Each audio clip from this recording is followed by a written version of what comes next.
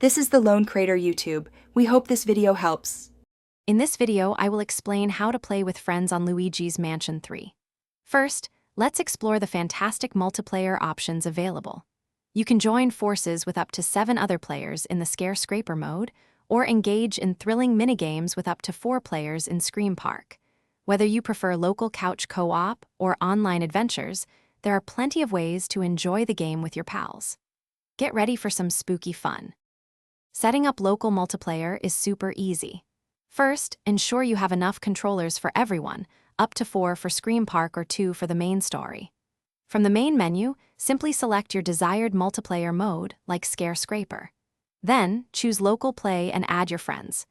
Each person can pick their favorite character, including the gooey green googie, for some shared ghost hunting excitement right on your couch. For those who want to play with friends across the globe, online multiplayer is the way to go. You'll need a Nintendo Switch Online membership to access this feature. Head to the Scare-Scraper mode from the main menu, then select Online Play. From there, you can easily invite specific friends to your game or join a public match with other ghost hunters. Prepare for some thrilling online ghost-busting action. Let's dive into the exciting multiplayer modes.